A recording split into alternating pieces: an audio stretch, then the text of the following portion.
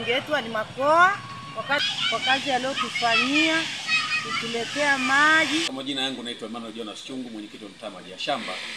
Kwa kweli tunashukuru sana kama wana Maji ya Shamba, kwanza kwa jambo kubwa sana ambalo limefanyika katika mtaa wetu. Asilimia kubwa tumekuwa tunapata shida sana ya maji, lakini kwa kweli kwa juhudi za mheshimiwa wetu mbunge wetu Ali Makoa, kwa kweli amefanya jambo kubwa sana ambalo kiasi kwamba sasa tunaamini kitu kimoja, kupitia maji haya tutakwenda kumtua mama ndoo kichwani.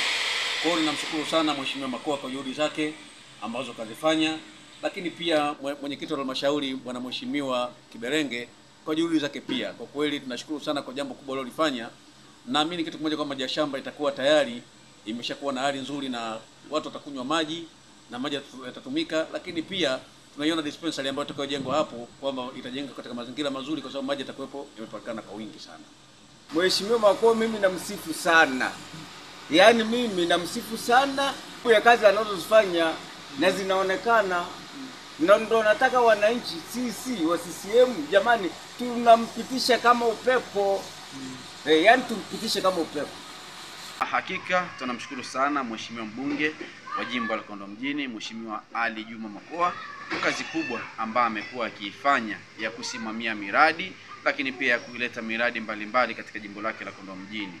Lakini kwa upande wangu nizungumzie kwenye kata yangu ya Kondoa Mjini, kwa sababu nikianza kuzungumza miradi ambayo ameileta mheshimiwa mbunge na kuisimamia ni miradi mingi sana. Lakini leo hii tupo hapa katika mtaa wa Maji ya Shamba na tunashuhudia uchimbwaji wa kisima, ambapo ni juhudi za mheshimiwa mbunge katika vile visima 8 ambavyo alivitafuta na kuomba. Hiki ni kimoja wapo ambacho leo hii kinachimbwa hapa katika eneo hili la Maji ya Shamba. Lakini si kisima tu, kwa sababu pembeni ya kisima hiki kinapochimbwa ndipo ambapo eneo la zahanati ya mtaa wa Maji ya Shamba inakwenda kujengwa. Na juzi tu tulikuja hapa tuliambatana na jumuiya ya wazazi katika wiki yao ya wazazi kitaifa, walikuja hapa kujitolea kuja kusafisha. Kwa maana hiyo unaweza ukaona ndani ya mtaa wa Maji ya Shamba kuna kisima cha maji, kuna zahanati inajengwa, lakini kuna shule mpya, ile shule ya msingi hapo Migungani imejengwa. Kwa hiyo na miradi mingine kede ambayo inaendelea kumiminika ndani ya jimbo la Kondoa Mjini, lakini huu